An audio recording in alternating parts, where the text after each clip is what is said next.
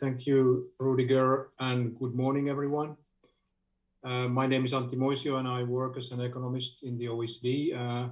My presentation today discusses how shrinking and aging population in Estonia should be considered when designing the reforms and policies concerning the multi-level governance and municipal financing.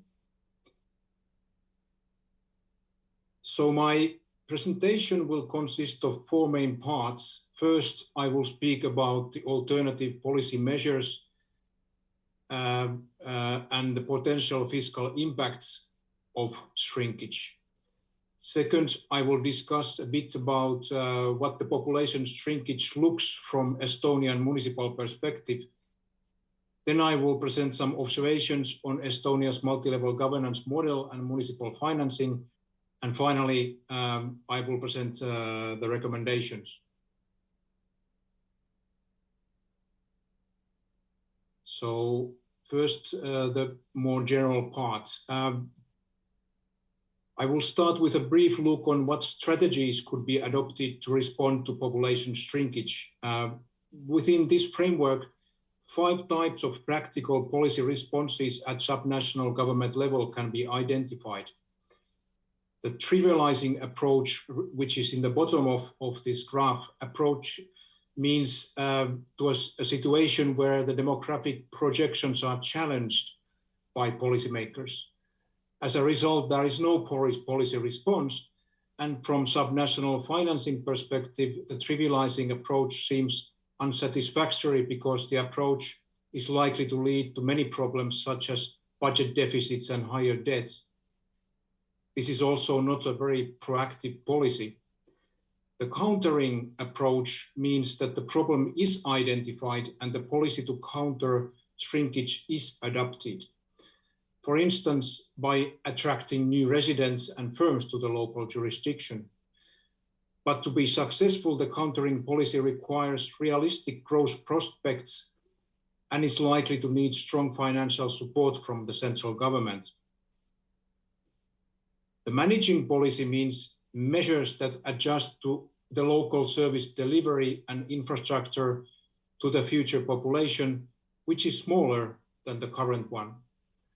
Downshifting the local service delivery means closures of public facilities, but maybe also building new infrastructure, but with smaller scale. The managing approach is perhaps the most realistic strategy, especially in a situation where the population has already declined for a long time and where there are no prospects for growth policy in the foreseeable future. The utilizing approach refers to a situation where shrinkage benefits the residents that stay. The argument is that the quality of life does not depend on population density. The utilizing policy can work only if the residents are able and willing to pay higher taxes for the local public services, or there is enough private service capacity to replace the public service provision. In theory, areas could utilize depopulation, but creativity of local decision-making is essential. The fifth generalizing approach combines the countering and managing approaches, trying to find a balance between the two. The generalizing policy is challenging from financing aspect and requires skilled local government management, as well as active and engaged local decision makers. As was discussed already today, there is nowadays much discussion in many countries on smart shrinking, which in my interpretation, using the previous categories, is either managing or generalizing, depending on the situation.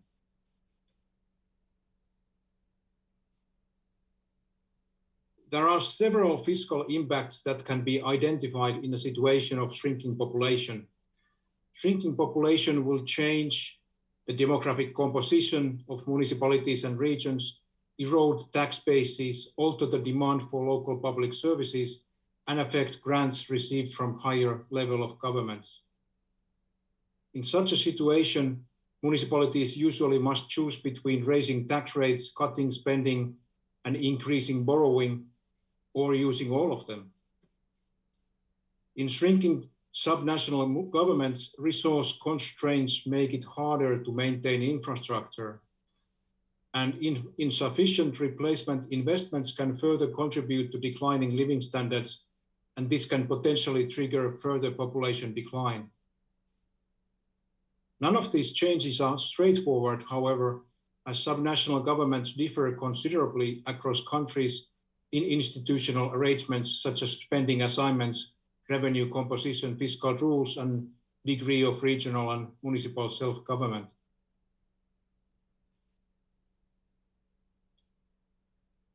There are several possible impacts on multi-level governance of population shrinkage. In general, there is a pressure to implement quick measures to improve efficiency of public service delivery, such as reallocation of resources between sectors, reorganizing services, and closures of facilities, and so on. There is also increased pressure for finding alternative ways for service delivery, intermunicipal cooperation, outsourcing to private sector or other municipalities, and mergers between municipalities. Regionalization and centralization is also an alternative, of course.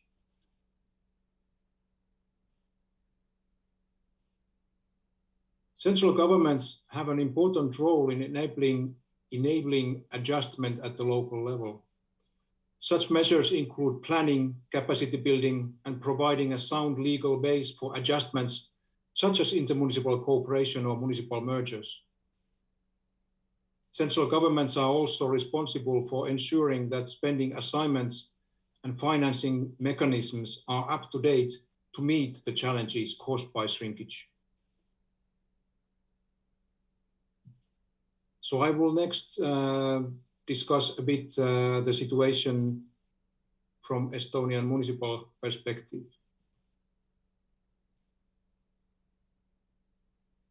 The official population projections show that until 2040, all counties except Harju County and Tartu County will lose population. It is also interesting to note that not only the smallest regions will decline in Estonia. Regions of Ida-Viru and Pärnu, which are among the biggest counties by population, are among the major losing areas, actually. This graph shows the current situation at the municipal level. Most municipalities will be negatively affected and are negatively affected. Only the main urban areas and municipalities near them will grow, as was already described by Jay. Shrinking population continues to be a problem for municipalities in Estonia, despite the administrative reform, which was very successful and was able to increase the municipal population size considerably. For example, the median municipality population was increased by more than 4 times. But it is still noteworthy that even with the new structure, nearly 60% of municipalities still suffer from population decline.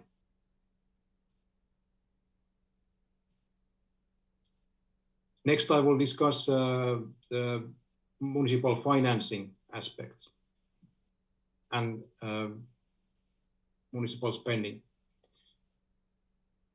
While education is an important subnational government task in almost all countries, in Estonia, education is clearly the most important municipal service. In education services, shrinking population typically means less children and pupils. So to save money, closures and other special arrangements are certainly on the table for policymakers. School size has also the quality aspect because bigger schools are typically able to provide more specialized teaching, for example.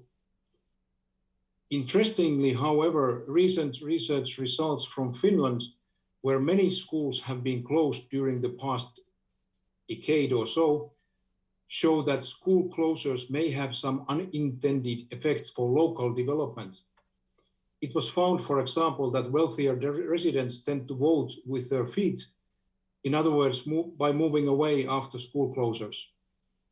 And this can lead to segregation and many other problems. Certainly more research on this aspect is needed. In Estonia, central government plays a key role in municipal financing because over 85% of municipal sector revenue comes from the sum of PIT revenue and the central government grants, both of which are fully in central government control. The own municipal revenue sources include the land tax and sale revenue, which are of minor importance in the municipalities.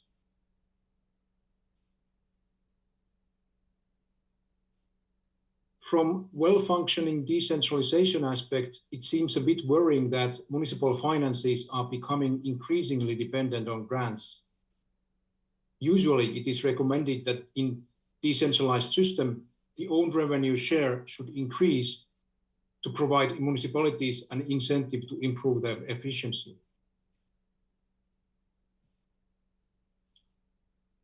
It is also a bit worrying to see that the role of earmark grants has increased over time. It should be also noted that education grant in Estonia is not a pure block grant because the use of funds is restricted. I will discuss the transfer system in recommendations. Referring to the previous slides, it is not surprising to find that Estonia is among the least decentralized OECD countries from a revenue perspective, which is shown in the right panel of the graph. And in the left panel, we can see the decentralization from expenditure perspective, where Estonia is more in the middle group of the countries.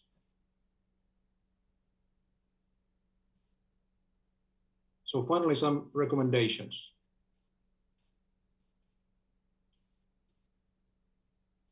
First, couple of words on multi-level governance.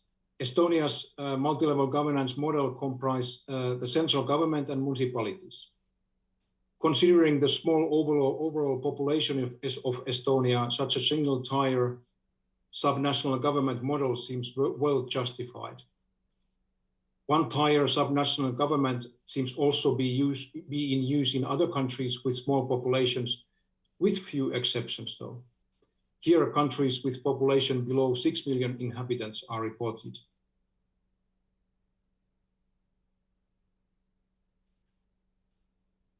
Due to this quite recent administrative reform, municipalities are still in a process of reorganizing their services and administration. While they should be given time and be supported to process all that, there are already challenges ahead that need their attention. It seems that the seriousness of the effects of shrinking population is not yet widely understood by all municipalities. In other words, it appears that some municipalities have not yet accepted the fact that their population is shrinking. For example, according to the baseline population projection prepared by Statistics Estonia until 2080, the total population of Estonia is forecasted to decrease by 11%. At the municipal level, the population forecasting seems to be more optimistic sometimes. This could mean that in such municipalities, the strategy work and service planning is based on unrealistic assumptions. So maybe some sort of reality check may be needed. To respond to this, Estonia could consider establishing an advisory service for municipalities to better identify the additional costs caused by shrinking population. In other words, the mismatch between their population base and their current infrastructure and service delivery.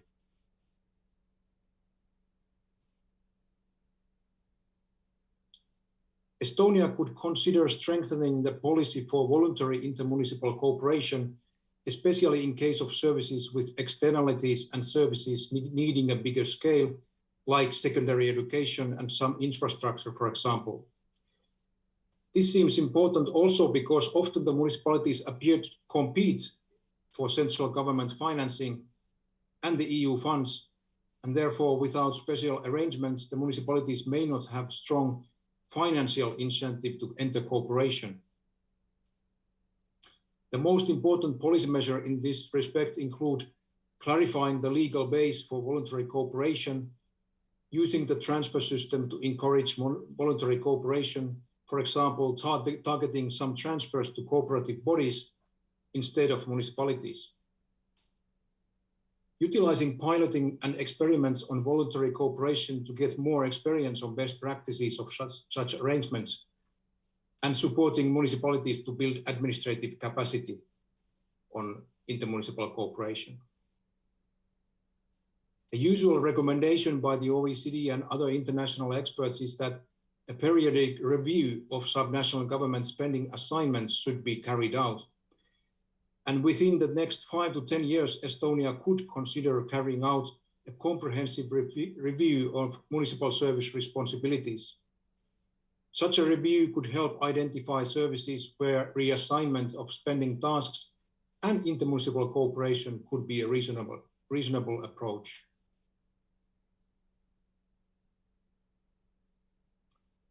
Estonia could consider strengthening the municipal own revenue base in a gradual manner. Currently, the reliance on transfers and shared taxes may have a negative effect on the efficiency of municipal service delivery, at least in the long run. It can be also argued that after the merger reform of 2017, municipalities should now be allowed to take bigger responsibility of their financing. And measures in that direction could include to carry out the land tax base revaluation, which is already underway and hopefully will be successfully accomplished. To ease the land tax regulation, especially to increase the upper band from the current 2.5%, which most municipalities currently already apply. In the longer run, Estonia could consider also a local income tax in some form. For example, to establish a piggyback tax on the national income tax. Estonia could seriously consider reforming the municipal transfer system. The current system is quite complex, and due to overlapping indicators, the equalization model and earmarked grant system do not seem to work well together. Measures to form a more transparent system could include abandoning or considerably reducing the complex earmarked grant system. This money saved from the earmarked grants could instead be used to strengthen the equalization system. And all municipalities, including the ones with shrinking population, could benefit from such a reform because they could better allocate the financing according to their local needs and demands. There is also a clear need for more transparency in the transfer system. Specific circumstantial factors such as remoteness and low population density should be considered using a maximum of 1 or 2 criteria. Current factors on remoteness and low population density or low density could be replaced with more neutral indicators such as population density. The advantage of population density as an indicator for state support is that the recipients, the municipalities here, cannot directly influence the grants they receive with their own measures. And another benefit of using population density instead of more direct measures is that it does not discourage municipalities to improve the efficiency of their settlement structure. Finally, from the shrinking population aspect, the population change could be considered more explicitly in the equalization system, for example, with an indicator on population change. Such indicator could be used to support not only the municipalities with shrinking population, but also the municipalities that are growing. So I stop here. Thank you very much for your attention.